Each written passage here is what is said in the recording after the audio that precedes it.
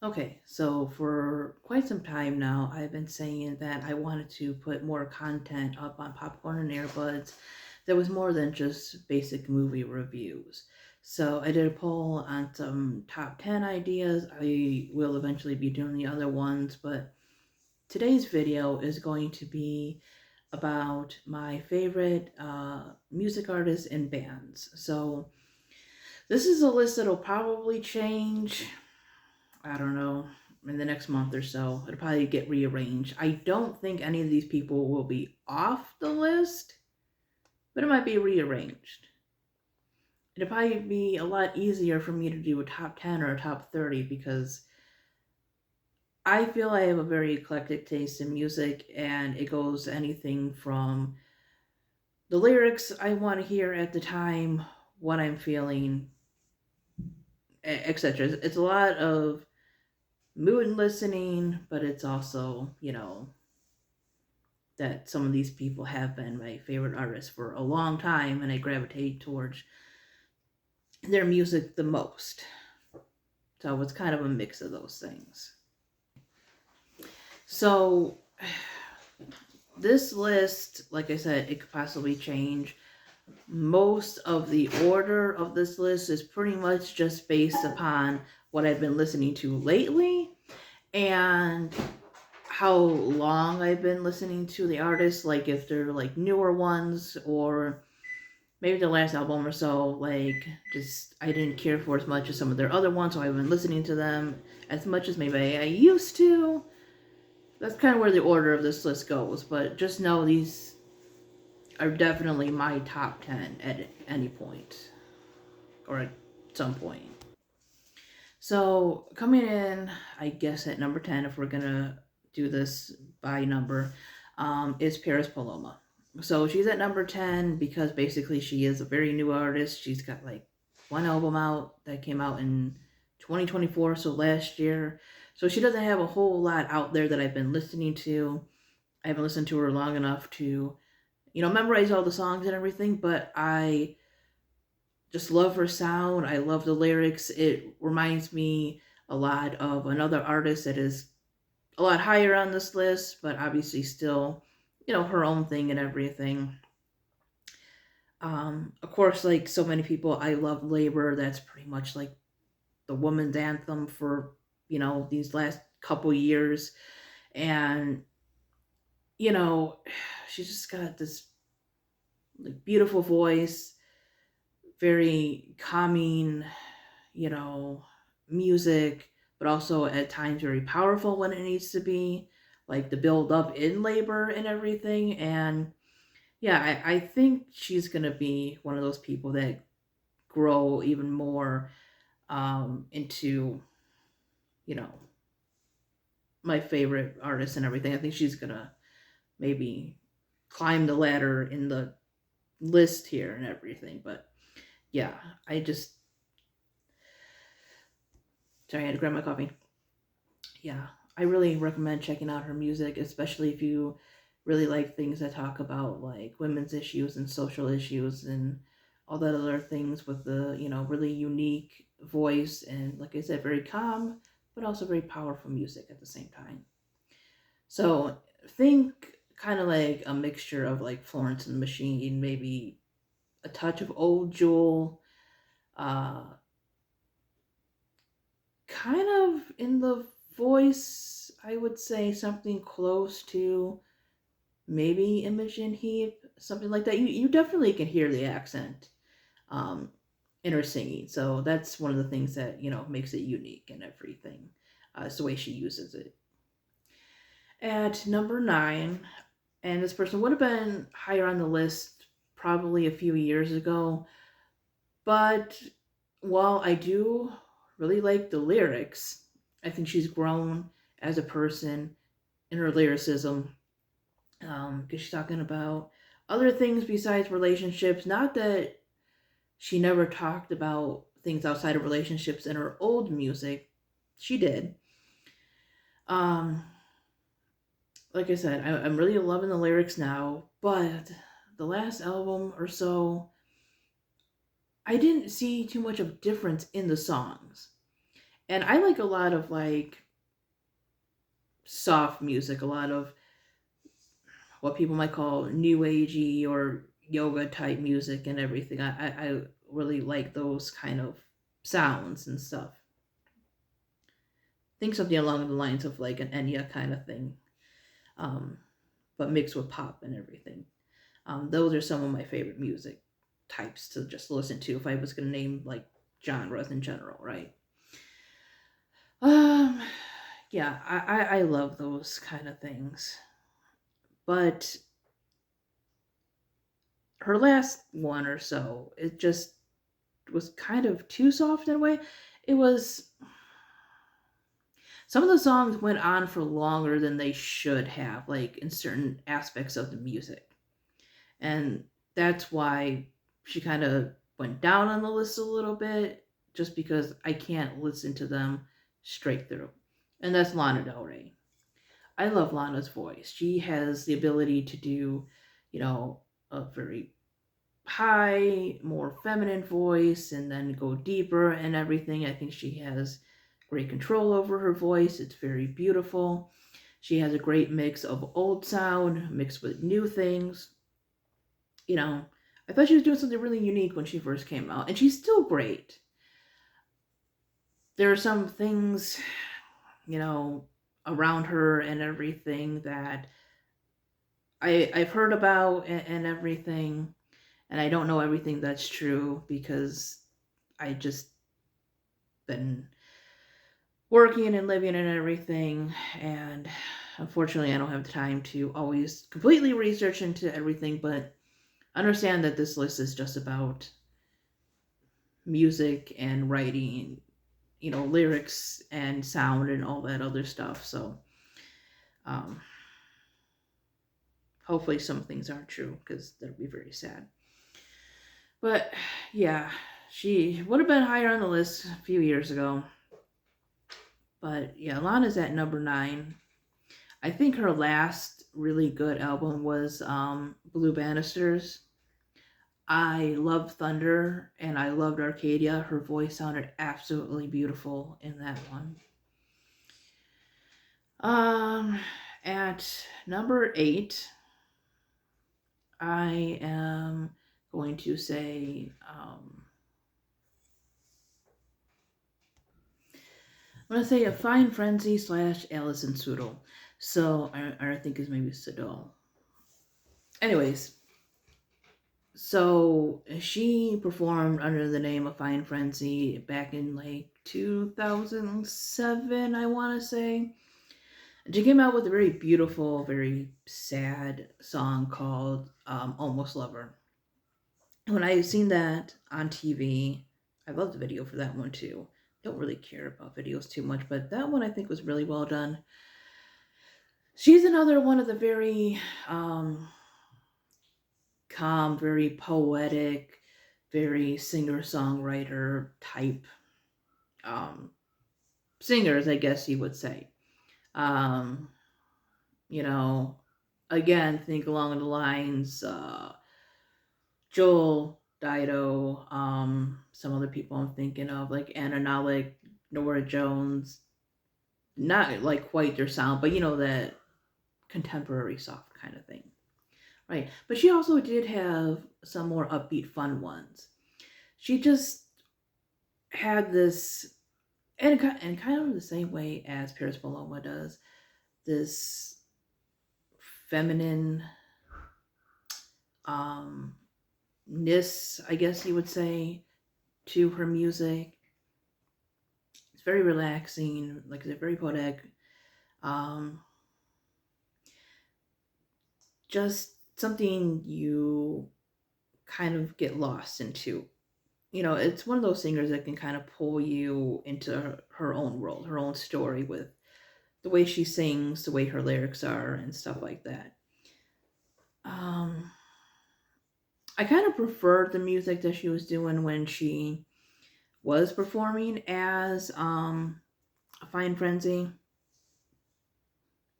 Sorry, I have a kitty cat here who is invading the space here.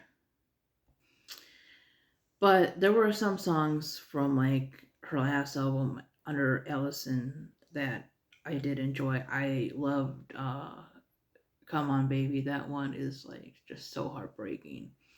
And again, like the metaphors and the poeticness of it and just the heartbreak. She's just so perfect at that kind of thing. And I love me some sad music.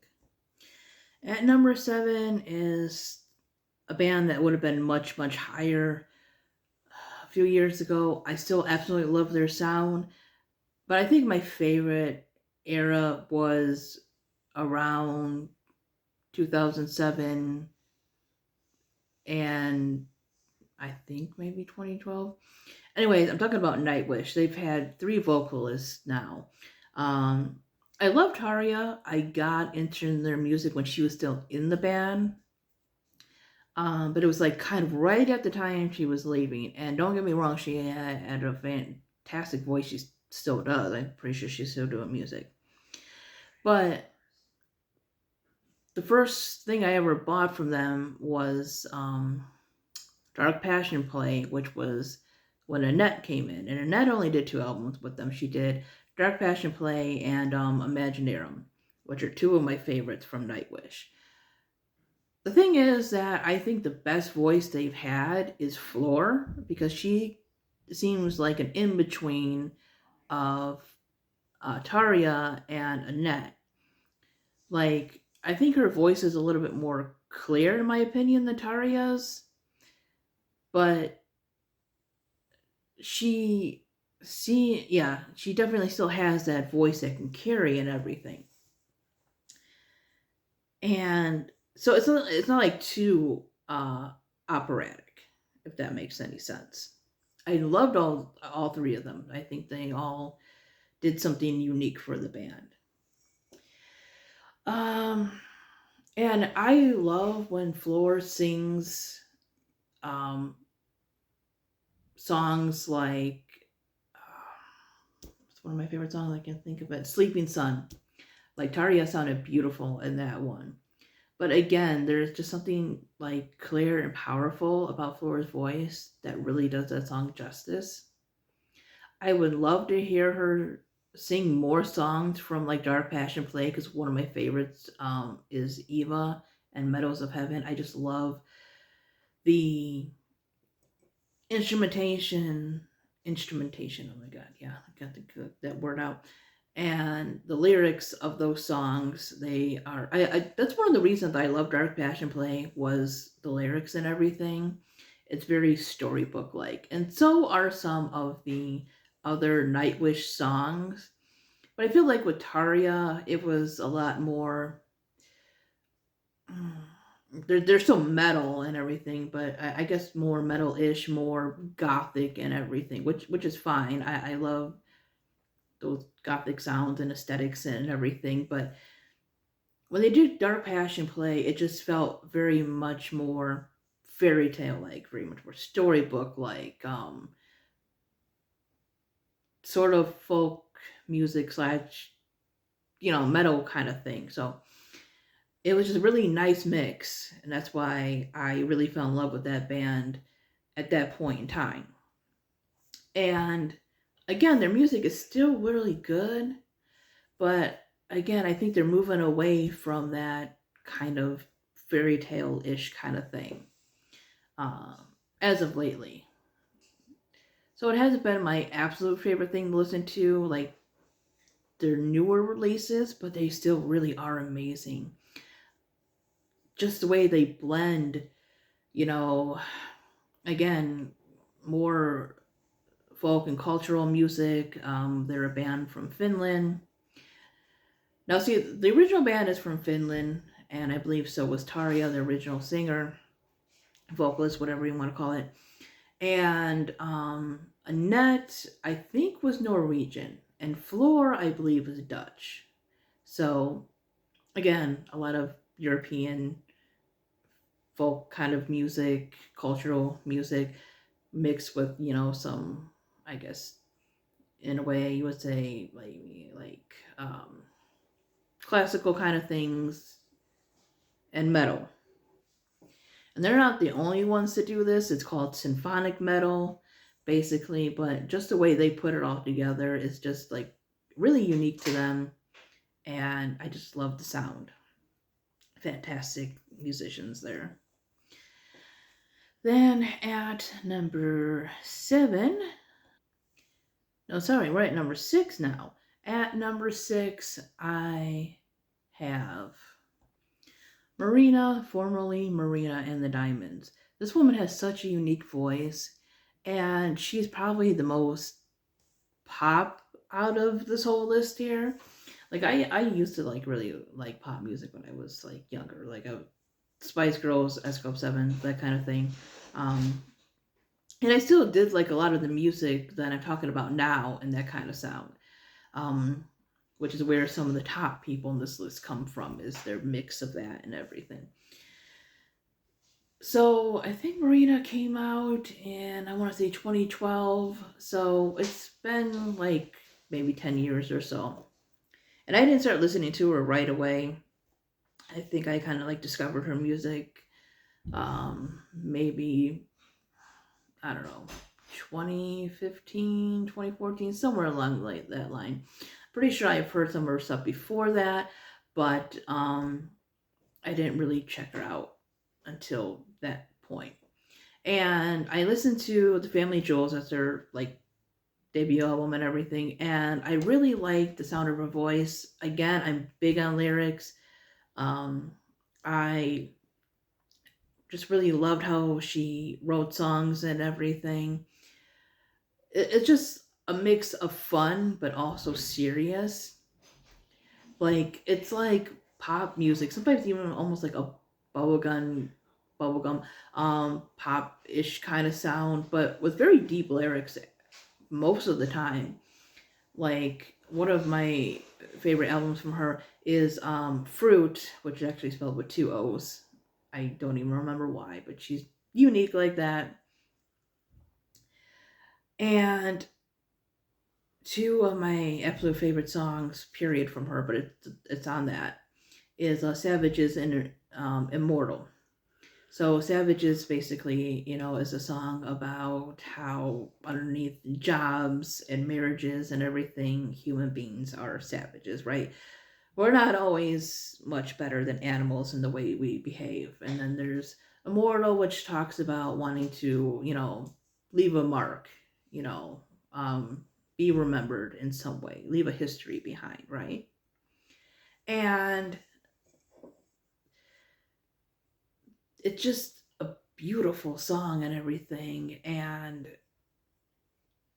just her voice with that, because she's got this really unique voice and everything. Again, it's not like Lana's in a way where it can go very deep, very high at some point, but I think she's more unique in voice than Lana is in that way. Just my opinion. But yeah, if you like music that has some kind of like beat to it and everything, that can be a little bit more fun and, you know, energetic in some ways, but still talk about some serious issues, whether it is, how human beings act in society and, how we can be kind of hypocrites and think that we're better despite the way we act, or, wanting to be remembered and be loved, or, depression. She's got a lot of things covered. I highly recommend you checking out Marina. Number 5 because, again, I wasn't crazy about the last release that she did. I felt it was more music and sounds more than hearing her actual voice and her lyrics, or her songwriting, whatever. That's Imogen Heap. Now, Imogen is another one. See, my big thing is unique voices and lyrics. I love metaphors. I love poetic lyrics. I love storytelling lyrics, stuff like that. Right? So I first heard so I actually first heard Imogen in, I think, Garden State and Shrek, which she was performing her duo Frou Frou. So I guess Imogen slash Frou Frou is this little slot here. Um, because she's fantastic with both. I'm gonna say Frou Frou isn't too different than Imogen's music. Period. I would say maybe Frou Frou has maybe more upbeat things, but it's pretty much the same. What this woman can do with everyday things and just making sounds, making music with basic household things, you know, things electronically and other things like that. Just go watch some of her live stuff. I will say, if you're just one of those people that just want to hear the songs and get on with it, it might not be your thing because in a lot of these videos, there is a lot of setup for her to do because she is making her own music and everything. So there's a lot of like um, computer ish type things that are going on, for her to get music going to perform some of these songs and everything. But yeah, I really fell in love with her music when I heard Hide and Seek. Again, the metaphors, the lyrics in that one. It's so sad, but it also just draws you in because I'm sure there's a lot of people that can relate to it in a lot of ways. And it's one of those songs that I feel that are written in a way that can cover a few things. Like there are some songs that are just straight up about relationships and other things too. Where there are some ones that are more universal that you can feel that it's personal for that artist, but they also again made it in a way where other people can apply it to like their own life. And I think she's very, very good at that. Um, I will say that I think her best albums are Speak for Yourself and Title. I go back and forth which one is better, but I think Speak for Yourself just had that great use of electronic music. So it's like something that is upbeat in some ways, fun in some ways, but also can have very sad, sometimes even dark lyrics and everything. That was just a great mix. And yeah, she's just so talented in that and just creating music.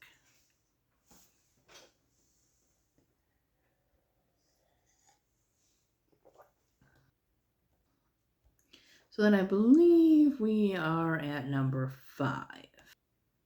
No, 4. Number 4 is Lord. So Lord was really unique when she first came out. And she started pretty young. I think she was only like 16, 17 when Royals came out. And it was just something very different compared to a lot of the other things that I was hearing on the radio. And the fact that she had such a unique way of writing songs, whether it was by herself or co-writing or whatever, especially at such a young age, like she was able to do a lot of these metaphors, put these songs together beautifully. She just, had the potential to really grow as an artist, and she did. Um, like melodrama, you can see the maturity in the songs. There was also a slight change, somewhat, in the song style, but it was still very much her style and everything. But the way she wrote songs, you could definitely hear the heartbreak, the anger, the attempt to move on in life and everything. So, it was a lot of different things that she was singing about. And there were certain things that, you can relate to in a way of like looking back and, maybe at your own youth and everything and saying, yeah, I definitely have felt that at some point. And, you know,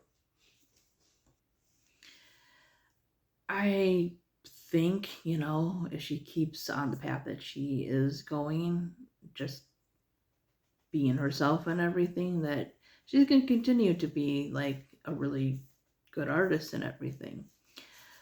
I do like the fact that, Solar Power was a little more fun compared to some of her other work and everything. Like, Pure Heroine was my favorite from her, and that I loved a lot of songs from Melodrama, but it was like a nice change that she did, that it was something a little bit more calm, a little bit more relaxing, a little bit more fun. I swear, Solar Power, not just the album, but the song itself, sounds like something that's on one of those Disney Channel original movies. So I would like to see maybe a mix of that, like maybe a mix of some of the more serious and deeper songs. Not that there wasn't on Solar Power, but I'm talking about like the ones that kind of felt a little bit more sad, mixed with the sound from Solar Power. I think that would be good. A lot of times I love different songs from different albums, and I just wish that some of these artists would do like a mix of those. Because the problems I have, if I had to critique anybody that I liked, is that sometimes one can have too much of one sound or whatever, and sometimes it needs to get mixed up a little bit. But yeah, really unique voice, a lot of metaphorical there. I want to say there's a lot more metaphor in Pure Heroine, but also kind of some stuff that's kind of straightforward. If that makes any kind of sense, I don't know. I think it makes a lot of sense that Lord did a song for the Hunger Games, which I think it might actually been Catching Fire, but Yellow Flicker Beat, great song. But again, I think it makes sense in her style and her lyrics and everything that she would do a song for that series. So that's kind of how I would describe and sum up Lord. So now we are at the top three. At number three, Paramore. I've been listening to Paramore a lot more. Hayley Williams' voice is amazing. Um, it's just powerful when it needs to be and everything. And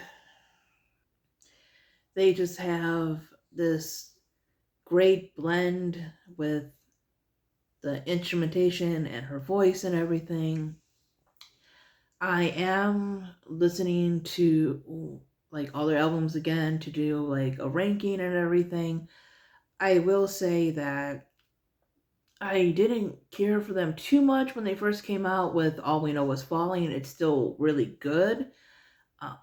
But some of those sounds and everything are kind of the same ish on that. There's not really too much of a variety as like when Riot and Brand New Eyes came along. I think they really grew as a band and everything. They really found a way to not have the backing music, the instruments and everything drown out Haley's voice. Because that can happen with those kind of sound, the kind of bands sometimes. And again, I think they're just growing as artists and everything. But, you know, their songs are just very well written and everything.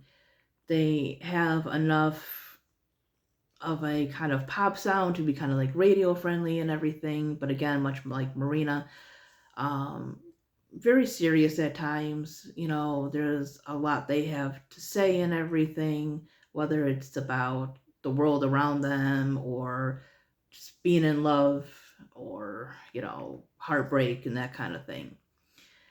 And it's just something, like I said, about her voice.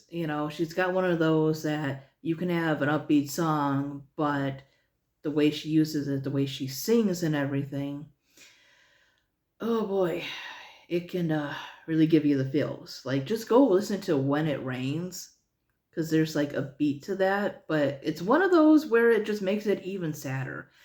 Um, yeah, like I said, I'm a lover of sad songs and everything.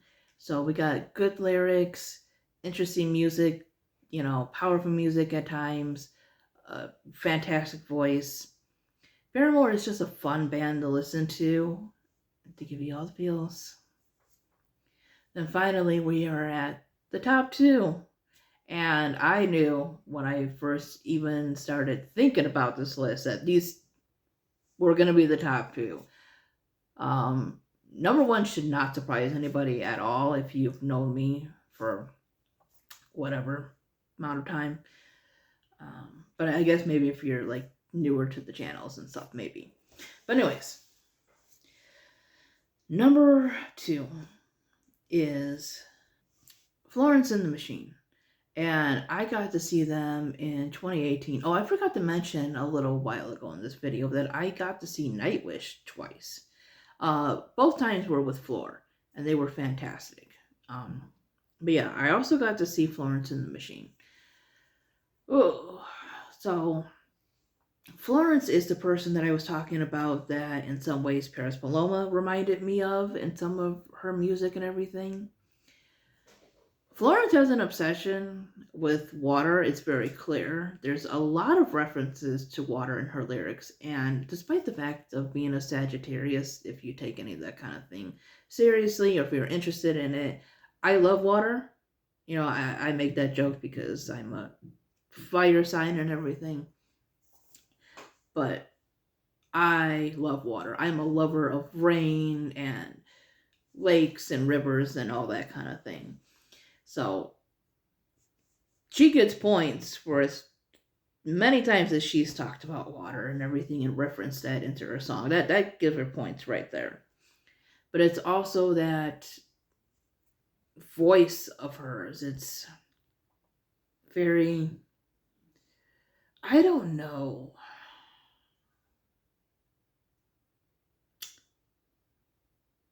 I don't know if therapeutic's the right word, but she's got that voice that mixes with that naturey, ethereal kind of sound and everything. But there's also times, because they're considered like an indie rock band, that there's a lot of powerful instrumentation behind that and everything.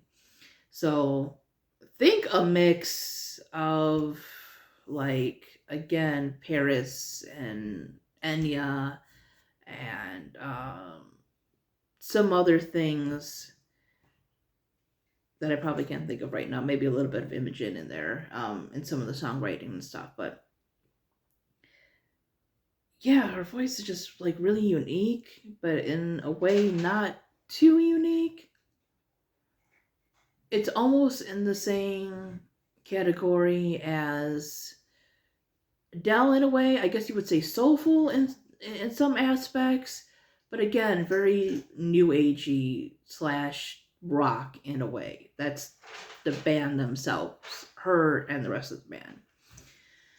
Um, it really does sound very naturey in a way, but also a regular rock band, if that makes any sense. They're, I guess, would say very nature centered sounding indie rock band. Just go listen to How Big, How Blue, How Beautiful. That album is absolutely beautiful.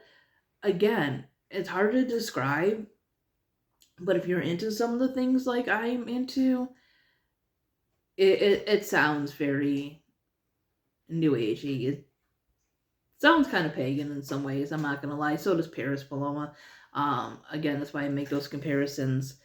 Um, there's a lot of things about um, depression in there, being a woman, and choosing between career and family. The pressure of that, of choosing, of, again, elements, water, relationships. There's just so much that Florence covers very beautifully. Oh my god. Drumming song. I love that one. I love not just the lyrics of that song, but like the beat to it, the flow of it. Again, probably my favorite band right now. And then we have come to number one. I did not expect this video to be as long as it did, but I ramble and everything because I'm just trying to think of ways to explain why I love these artists, except for they have beautiful voices, they write amazing songs, they are poetic, and you should just go listen to them. Um, but I guess in some ways I just kind of did say that and everything. So, number one has to be Dido. I have listened to Dido since I was maybe 12, 13. I think her first album came out like in 1999 or 2000. One of those. I mean, she's a British artist and everything, so you know, different releases, different countries and everything. I honestly can't remember now if I had heard Thank You first or Stand first. I think I heard Thank You first, or maybe around the same time. But anyways, like I said, I really liked pop music when I was younger, and I also liked a lot of new agey things. So when I heard that song, again, much like Royals and Lord, it was very different than what I was normally listening to. It was like a great mix of that pop sound in a way, but also new agey. Like it had a great flow and everything, and beautiful lyrics. And I kind of like the fact that it didn't have the structure of like a regular song. Like, there's like the chorus and or there's like the verse, the chorus, etc. So it was a little bit of a different setup. So that kind of drew me in and drew me into looking more into her music and everything. And I don't know, I just really liked her voice and everything. It was just unique in my opinion, but not like too out there. And I just kind of love that mix of because she used to do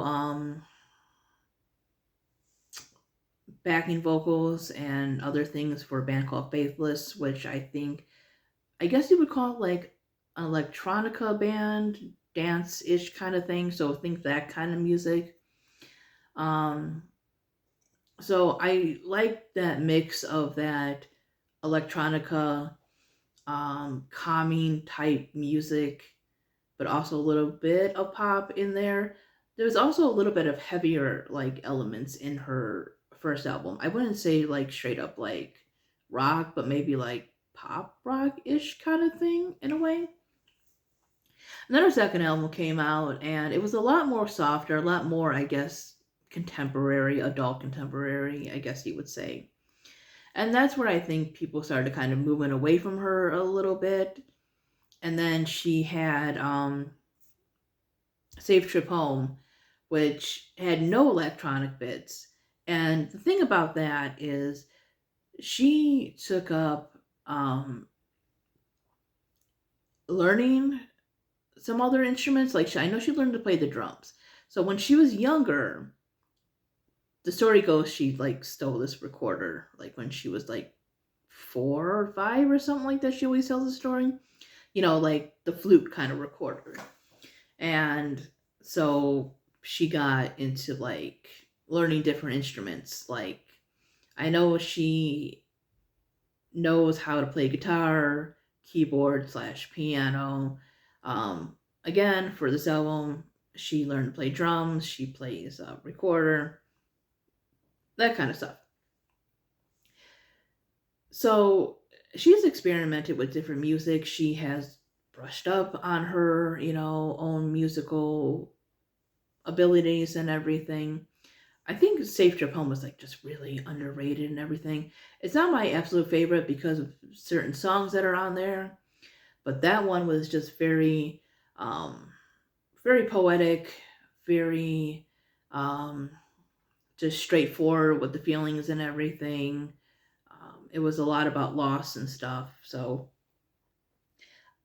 those two albums there were very calm, very soft and everything. But then she came out a few years later with Girl Who Got Away. That's my absolute favorite. It used to be No Angel, her first one, but she got back to some of the electronic things, but she also kept some of the more acoustic, folky bits within that one. And I think her best songwriting is probably on Girl Who Got Away. It's just a mix of metaphorical lyrics with just true how I feel kind of lyrics and everything. I think No Freedom is a perfect opener out of like all her albums and everything. It's very much more lively than some of the other ones. So it's like a mix of sad and happy and lively and stuff. I love End of Night, that one. Uh, Perfect if you have somebody you don't like. So, we had sad Dido. We had kind of sassy Dido. We had, you know, I'm going to sit in a room with a guitar and tell you about my feelings kind of Dido, right? That's all on Girl Who Got Away. And then we had the latest one, which came out in 2019, which is Still on My Mind. And she had some of those more calming songs on there, like Hurricanes, which is very calm and then builds up. But then she also has ones that, again, are a lot more upbeat, a lot more like electronica, like Take You Home and everything. Um, I guess Hell After This has a good beat and everything. So she's moving more towards the more upbeat kind of things. Still very Dido, still very calm and poetic, but again, moving more towards the, you know, less sad, more upbeat kind of things. And I still enjoy her music. I enjoyed it when it was sad, I enjoy it when it's upbeat. And I think it's just really sad that people just kind of look at some songs, off of like two albums and kind of judge her as just kind of one thing, because this is, again, a woman that has played multiple instruments, writes her own songs. Um, in my opinion, just not afraid to be herself, because she's not changing her music for anyone. She puts out music when she feels like it. She makes the songs in a way that she feels like. So, yeah, she's been my favorite artist for years. She was kind of my gateway to other artists, because once I started moving away, not away in a way where like I never listened to it again, but when I started moving away from that kind of bubblegum pop music, you know, and started moving more towards the singer songwriter kind of things, that's when I started really getting more into Jewel, Paula Cole, Nora Jones, and from there, other things too, like Evanescence, and then into Nightwish, Florence and the Machine. So, Dido's pretty much at the top of this list because she's the reason that I got listening to other genres of music. So, anyways, this is very long. I'm sorry, but yeah, I love these artists and I rambled about them. I did not expect it to be this long. Anyways, thank you so much, everybody, for listening. I'm going to just put the pictures of these artists at the very end of this video, because I don't know if I'm going to have time to go back and put them all in the little spots. So yeah, if you want to see what any of these people look like or have looked like at some point, it's going to be at the end of the video. Thank you so much for watching and sitting through all this. Let me know who some of your favorite artists are and what are some of your favorite songs from them. Anyways, thanks everybody. Bye-bye.